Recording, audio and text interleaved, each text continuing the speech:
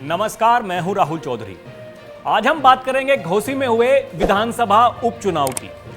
घोसी में मंगलवार को विधानसभा के उपचुनाव के लिए वोट डाले गए। घोसी के साथ 6 राज्यों की 7 विधानसभा सीटों पर वोटिंग हुई। घोसी विधानसभा उपचुनाव की अहमियत का अंदाजा इस बात से लगाया जा सकता है कि यहां प्रचार के लिए सूबे के मुखिया योगी आदित्यनाथ और सपा के राष्ट्रीय अध्यक्ष अखिलेश यादव दोनों पहुंचे थे।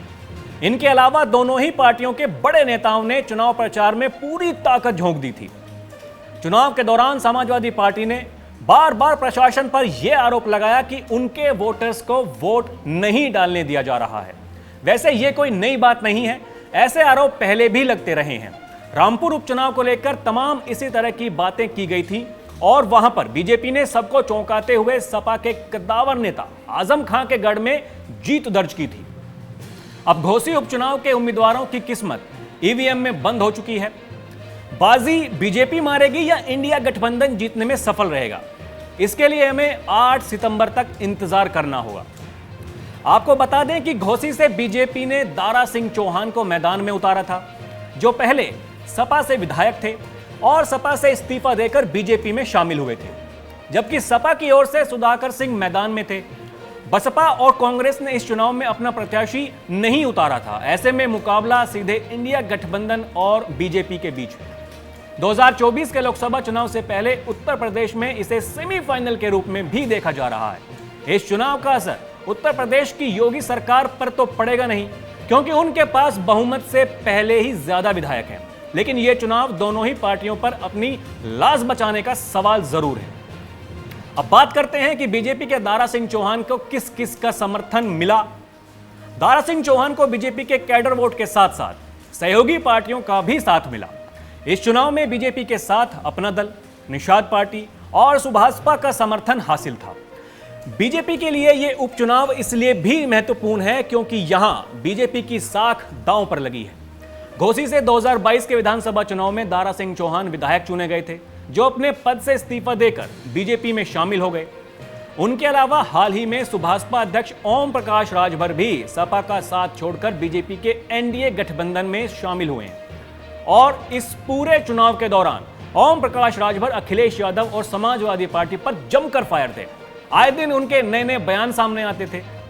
अब जानकार बताते हैं कि दारा सिंह चौहान और ओपी राजभर सपा का साथ छोड़ मंत्री पद लेने के लिए बीजेपी में शामिल हुए थे। ऐसे में ओपी राजभर को दारा सिंह चौहान को जिताने की जिम्मेदारी दी गई है। अब आप समझिए कि बीजेपी के साथ दारा सिंह चौहान और ओपी राजभर के लिए यह चुनाव जीतना कितना महत्वपूर्ण है। बीजेपी घोसी उपचुनाव जीतकर आगामी लोकसभा चुनाव के लिए एक सकारात्मक संदेश देना चाहती है।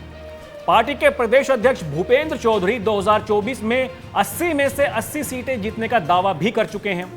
अब क्योंकि मायावती चुनाव से दूर रही, ऐसे में दोनों ही पार्टी बीजेपी और सपा बसपा के वोटर्स को अपने पाले में लाने के लिए खूब प्रयास करते रहे। अपने चुनाव प्रचार के दौरान अखिलेश यादव ने तमाम विरोधियों पर निशाना साधा, लेकिन मायावती के खिलाफ कुछ खास नहीं कहा। वहीं पूरे चुनाव प्रचार के दौरान बीजेपी भी मायावती पर हमला करने से बचती दिखाई दी। अब आपको घोसी विधानसभा में जातीय समीकरण के बारे में बताते हैं। घोसी में कुल 4,37,000 वोटर्स हैं। इनमें सबसे ज्यादा 90,000 के करीब मुस्लिम, 60,000 दलित, 77,000 ऊंची जाति के लोग हैं, जिनमें 45,000 भूमिहार, 16,000 राजपूत और 6,000 ब्राह्मण हैं। ओबीसी कैटेगरी की बात करें तो लगभग 70,000 यादव, 52,000 राजभर और 46,000 चौहान वोटर्स हैं। अब क्योंकि दारा सिंह चौहान और ओम प्रकाश राजभर दोनों ही पिछड़ी जातियों में अच्छी पकड़ रखते हैं, लेकिन यादव वोटर्स को समाजवादी पार्टी का परंपरागत वोट बैंक माना जाता है। मतलब ओबीसी कैटेगरी में पलड़ा किसी का भारी नहीं दिख रहा है। मामला बराबरी पर सिमट सकता है। सवर्ण जातियों को बीजेपी का परंपरागत वोटर्स माना जाता है। यहां बीजेपी को बढ़त मिल सकती है।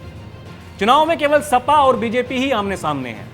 माना जाता है कि बड़ी संख्या में मुस्लिम वोटर बीजेपी के खिलाफ वोट करते हैं।